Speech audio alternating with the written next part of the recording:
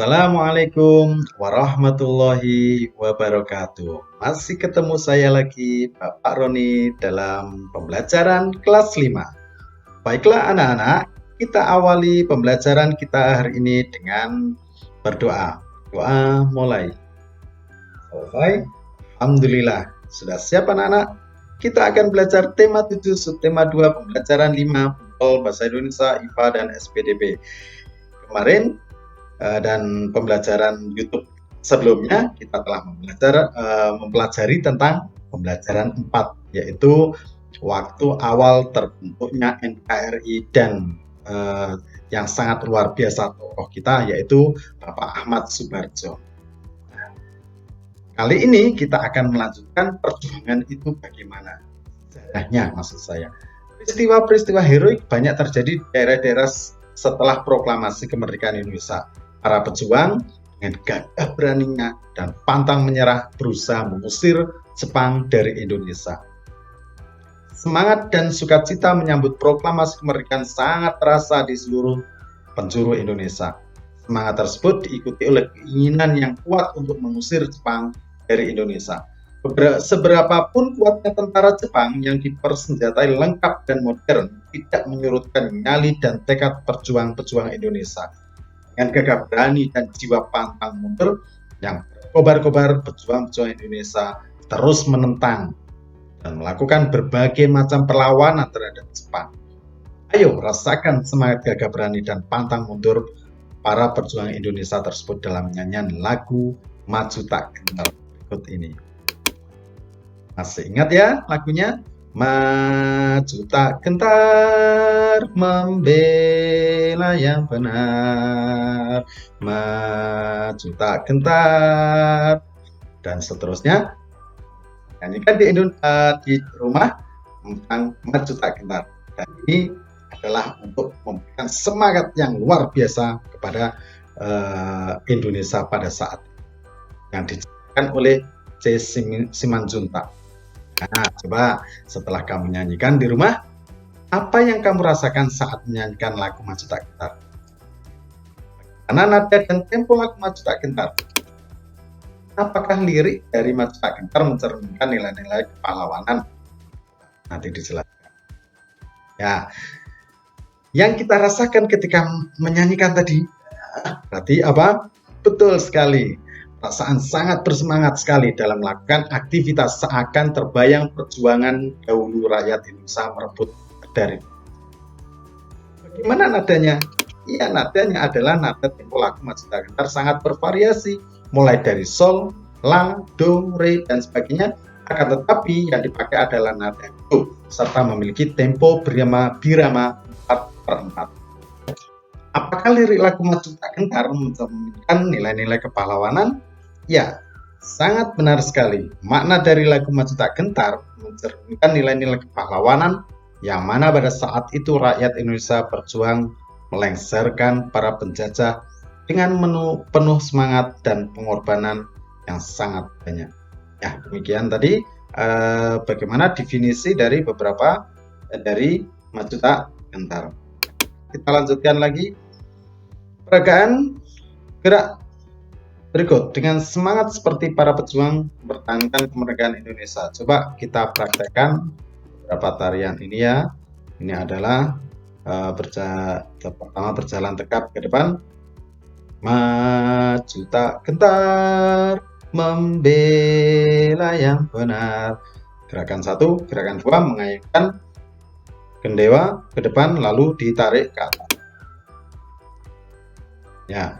Terus ini gerakan ketiga, gerakan keempat. Nah, ini dilakukan dengan tetangga kamu yang paling dekat saja. Jangan kita lakukan atau teman-teman yang paling dekat. Kalau bisa, kalau saya dilakukan secara sendirian. Karena kita tahu bahwa masa pandemi ini masih sangat luar biasa. Jaga selalu kesehatan. Ya, anak-anak, kita lanjutkan saja. Perjuangan pertahankan kemerdekaan Indonesia. Ini sangat luar biasa ya. Satu, ketika bangsa Indonesia memproklamasikan memproklamasikan kemerdekaannya, banyak pihak asing yang tidak menyetujui. Pihak-pihak asing tersebut antara lain sekutu, terutama Belanda dan Inggris, kemudian pula dengan Jepang. Banyak tentara Jepang yang masih tersisa di Indonesia yang belum mengetahui jika mereka telah kalah menyerah pada sekutu. Mereka juga belum tahu bangsa Indonesia telah merdeka. Belanda datang kembali ke Indonesia dengan membonceng Inggris. Inggris merupakan perwakilan sekutu di Asia Tenggara. Tentara Inggris bernama Evni di bawah pemimpin Jenderal Sir Philip Christensen. Inggris bertugas melucuti senjata tentara Jepang yang masih ada di Indonesia serta membebaskan tawanan perang sekutu. Kedatangan Inggris yang ternyata juga diboncengi tentara sipil Belanda yang disebut dengan NIKA tentang oleh rakyat Indonesia dan pemerintah Indonesia. Mereka tidak menghormati kedaulatan bangsa Indonesia. Perlawanan rakyat terjadi di mana-mana. Perjuangan rakyat dalam rangka mempertahankan kemerdekaan Indonesia dilakukan dengan dua cara, yaitu perlawanan fisik dan diplomasi. Perlawanan fisik dilakukan dengan kontak senjata, adapun perjuangan dengan diplomasi dilakukan melalui meja-meja perundingan. Perlawanan fisik dilakukan di berbagai daerah, antara lain satu, yaitu pertempuran 10 November yang terjadi di 10 November 1945 di Surabaya. Tokohnya siapa saja yang terlibat, yaitu tokoh Bung Tomo, Gubernur Suryo, dan Kolonel Sungkono.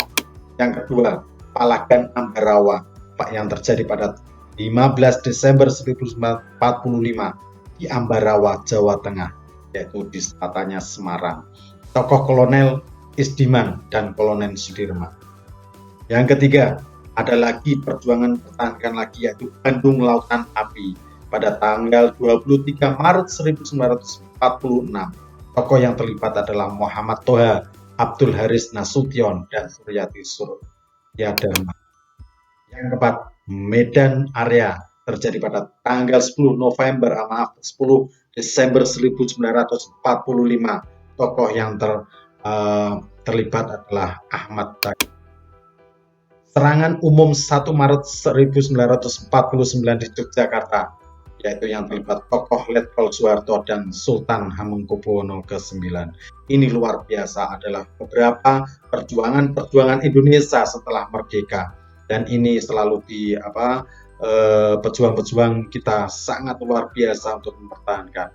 Di Surabaya, di Ambarawa, di Bandung, di Medan, dan mungkin di Yogyakarta. Itu adalah beberapa perjuangan setelah proklamasi dikumandangkan. Perjuangan secara diplomasi juga dilakukan oleh dari perundingan satu ke perundingan yang lain. Salah satunya adalah perundingan Linggarjati, perundingan Renville, dan perjanjian Romproyen. Perundingan Linggarjati diadakan pada tanggal 10 November 1946 di Linggarjati, Cirebon, Jawa Barat. Dalam perundingan ini Indonesia diwakili oleh Sultan Syahrir dan Belanda diwakili oleh Profesor Sernehon. Hasil perundingan ini sebagai berikut. 1. Belanda hanya mengakui kekuasaan Republik Indonesia atas Jawa, Madura, dan Sumatera. Ternyata Kalimantan dan lain sebagainya. Negara Indonesia Serikat terdiri dari negara Republik Indonesia, negara Indonesia Timur, dan negara Kalimantan. Negara Indonesia Serikat dan Belanda merupakan satu unit dengan nama Uni Indonesia Belanda yang diketuai oleh Belanda. Namun Belanda mengingkari perjanjian ini dan melancarkan agresi militer Belanda I, yaitu pada tanggal berapa anak-anak?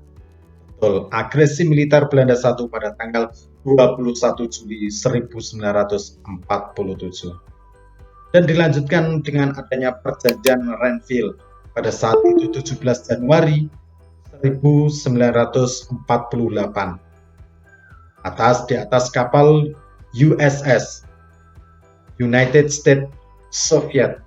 Renville memiliki Amerika Serikat yang dimiliki oleh Amerika Serikat. Isi perjanjiannya adalah salah satunya ada Belanda hanya mengakui daerah Republik Indonesia atas Jawa Tengah, Jogja, bagian kota kecil, yaitu sebagian kecil Jawa Barat dan Sumatera.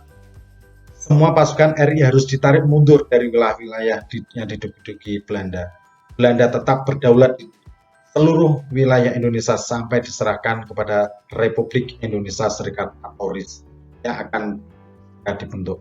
Namun Belanda lagi-lagi mengingkari perjanjian Renville dan melakukan agresi militer Belanda yang kedua, yaitu pada tanggal 19 Desember 1900. Ini adalah beberapa cara Indonesia secara diplomatik. Perjanjian yang ketiga adalah perjanjian Romroyen, diadakan 17 April 1949 Jakarta. Indonesia diwakili oleh Muhammad Rom dan Belanda diwakili oleh Van Rooyen. Oleh sebab itu disebutkan nama dengan perjanjian Romroyen. Isi perjanjiannya adalah pemerintah Indonesia dikembalikan ke Yogyakarta, menghentikan gerakan militer dan mengembalikan tawanan. Republik Indonesia sebagai bagian dari negara Indonesia Serikat. Akan segera dilaksanakan konferensi meja bundar. Ini adalah beberapa salah satu cara Indonesia secara diplomatik kepada Belanda. Anak-anak tadi sudah paham ada 3 perjanjian ya. Mengapa bangsa Indonesia masih harus berjuang lagi untuk mempertahankan kemerdekaannya? Apa yang dimaksud dengan perjuangan fisik dan diplomasi? Apa yang melatar belakangi peristiwa pertempuran 10 November? Apa isi perjanjian Romroyen? Apa yang dimaksud dengan agresi militer Belanda? Kapan terjadinya? Kenapa Indonesia masih harus perjuangan setelah merdeka? Otomatis karena masih ada penjajah asing yang belum mengetahui bahwa Indonesia telah merdeka dan Indonesia sangat luas dan mereka tidak rela rakyat Indonesia merdeka, sehingga mereka para penjajah Belanda dan Inggris mengirim pasukan untuk menyerang kembali rakyat Indonesia. Apa yang dimaksud dengan perjuangan fisik dan diplomasi? Fisik adalah secara kontak senjata dengan perang dengan senjata. Adapun dengan diplomasi adalah melalui meja-meja perundingan. Perlawanan fisik dilakukan di berbagai daerah. Apa yang melatar belakangi pertempuran 10 November di Surabaya? Betul, yaitu berawal dari tewasnya Jenderal Malabi, pemimpin Sekutu. Itu siapa tadi anak-anak? Betul, yaitu Inggris dan Belanda dan lain sebagainya. Adapun tokoh yang terlibat adalah Bung Tomo, Gubernur Suryo, dan Kolonel Sungkono. Apa isi perjanjian Romroyen?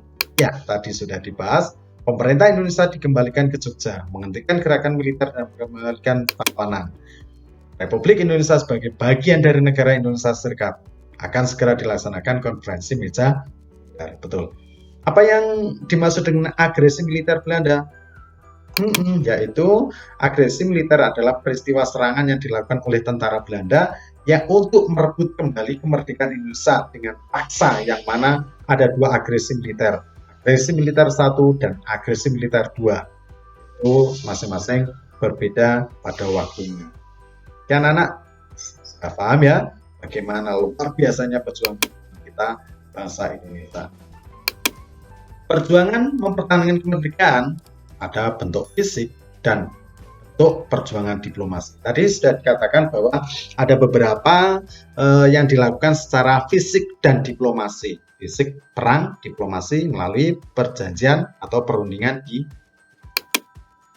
Ya, perjuangan bentuk fisik ada salah satunya sudah saya jelaskan tadi ya, pertempuran 10 November. Terus Bandung Lautan Api. Ya, ini terjadi pada bermula ultimatum Sekutu meminta senjata yang diperoleh dari Jepang untuk diserahkan kepada Sekutu. Padahal kita sudah merdeka, melucuti senjata dari Jepang. Ternyata Belanda dan Inggris ternyata mereka ingin mengultimatum, yaitu dengan paksa ingin semuanya harus diberikan kepada Sekutu. Yang keempat adalah serangan umum 1 Maret di Yogyakarta. Ini dipicu oleh Belanda yang menduduki kota Yogyakarta dan mempropaganda bahwa TNI telah hancur dengan ngomong bahwa ke rakyat Indonesia TNI sudah tidak ada lagi. Ini memicu kemarahan rakyat Indonesia. Yang ada bentuk fisik ada banyak sekali ya, ini saya sebutkan 3. Untuk perjuangan diplomasi ada beberapa, yaitu Linggarjati perjanjian itu ya, terus langsung yang kedua adalah perjanjian Renville, Yang ketiga adalah perjanjian Rohm-Royen. Nah, itu sudah saya bahas tadi. Oke, setelah kamu tahu bagaimana perjuangan-perjuangan Indonesia setelah kemerdekaan, setelah dibacakan proklamasi, kita tahu bahwa proklamasi dibacakan pada siang hari jam 10, sangat panas sekali. Coba, ini ada beberapa percobaan yang kamu perlu lakukan, yaitu mengamati perubahan wujud benda. Kita tahu kalor juga bisa mengubah wujud suatu benda. Apa yang dibutuhkan? Kompor spiritus, panci tertutup, dudukan pembakar, air secukupnya. Tuangkan air ke dalam panci, siapkan kompor. Kompor ini bisa diganti dengan kompor yang biasa gas ya, tetapi dengan bantuan orang tua. Tolong jangan dilakukan secara sendiri. Panaskan air, terus lalu tunggu beberapa saat. Setelah beberapa saat, tutuplah panci rapat-rapat. Bukalah tutup panci dengan hati-hati. Panaskan air dalam panci tanpa tutup lagi. Kemudian bandingkan jumlah air dalam panci dengan air pada waktu awal sebelum dipanaskan. Lihat tandanya. Ya, coba setelah kamu lakukan percobaan itu, jawablah pertanyaan-pertanyaan di bawah ini. Ketika kamu menuangkan air ke panci benda berwujud apakah air? Ya, bagaimana? Suhu airnya bagaimana sebelum dipanaskan? Terus apa yang sedang terjadi pada air saat air dalam panci diletakkan dalam kompor spiritus atau dan lain sebagainya. Ya, percobaan yang kedua, coba mengamati perubahan wujud benda, yaitu sapu tangan, air dalam mangkok. Siapkan alat dan bahan, celupkan tangan dalam air, jemur sapu tangan di bawah terik matahari, amati sapu tangan setelah dijemur. Apa yang terjadi? Sapu tangan basah karena mengandung air dan lain sebagainya. Oke, itu adalah untuk pembelajaran 5. Ada yang perlu dipahami lagi ya, maka kamu harus banyak membaca tentang sejarah Indonesia dan bagaimana perubahan wujud suatu benda. Oke, itu yang bisa saya sampaikan. Semangat selalu belajar, jangan putus asa, pantang menyerah, dan semoga kita semua selalu sehat. Saya akhiri, assalamualaikum warahmatullahi wabarakatuh. Jangan lupa ya, like dan subscribe.